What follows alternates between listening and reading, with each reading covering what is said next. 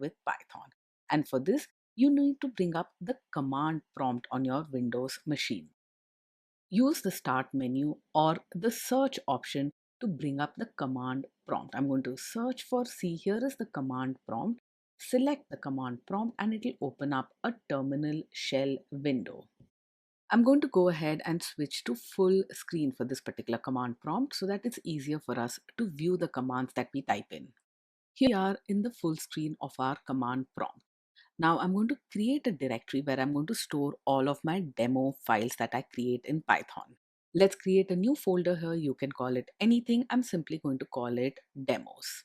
MD demos and cd into the demos directory. You can confirm whether Python has been installed successfully on your machine by simply running the command Python. Notice that the prompt has changed. You're now within the Python interpreter. Now that we know that Python has been installed successfully, type in exit and get out of the Python shell. This is not where we'll be writing our Python code. We'll use something simpler, more intuitive, and more fun. In order to work with Python, you need to be within the Conda package manager environment. And for this, you can activate the default environment on your Windows command prompt. Simply type in activate base.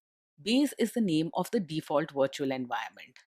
You don't really need to worry about the nitty-gritty details of what a virtual environment is, why it's needed, and so on. Remember that this will allow you to work with the Conda package manager, work with Python, and bring up Jupyter notebooks. So what exactly is a Jupyter notebook? Well, this is the interactive shell that we'll use to type out our Python code. Now, the reason why Python is so popular with students who are getting started with programming is because of its ease of use. And an important factor that contributes to its ease of use is this amazing IDE or integrated development environment provided by Jupyter Notebooks. Jupyter Notebooks offer a browser-based interactive shell where you can type in your Python commands within cells, execute those cells, and see the results of your execution right there within your browser. If you type in the Jupyter Notebook command, this will bring up a URL that should automatically open up within your browser tab. If it doesn't, you simply copy paste this URL onto a new browser window. You'll have to leave this command prompt open and have this program running. This is the Jupyter Notebook server. So don't kill or close this command prompt because you'll need this to work with Jupyter Notebooks. When you're done programming, you can kill this command and close this command prompt. And this should bring up a browser window that looks like this. This is the home page for Jupyter, where we'll create what are called Jupyter Notebooks, where we'll write our Python code. The files that you create using Jupyter Notebooks will be automatically saved within your current working directory or your current folder, and they will have the IPYNB extension. Now, these files are referred to either as Jupyter Notebooks or IPython Notebooks. IPython is an older name which is still often used. In order to create a new notebook, you need to click on this new menu drop down to the top right of your screen. Click on New. This will bring up a menu and you can select the Python 3 option. Selecting Python 3 indicates that the notebook will run on the Python 3 kernel. So the code that you write will be interpreted and executed using the Python 3 kernel. This will open up a new notebook on a new tab on your browser, and this notebook will automatically get the name untitled.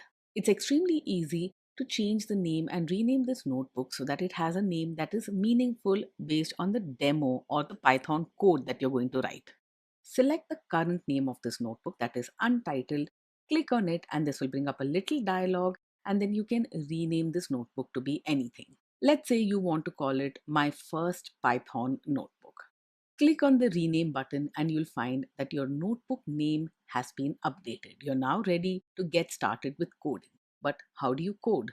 Well, this little box that you see here on screen is actually a code cell. And you type in your code within this little box and then you hit Shift Enter in order to execute this code. Shift Enter is what you hit, both of these keys together, to execute the command that you've typed into the code cell. Shift Enter will execute those commands, print the results on screen, and it will also create new code cells if needed. Observe that the command that we've typed in here is not really a Python command. Instead, it's a shell command or something that you would type in on your command prompt. You can also type in your command prompt commands within your Jupyter Notebook. Make sure that you precede these commands with an exclamation point. This will tell your notebook that this is not a Python command, instead it's a shell command.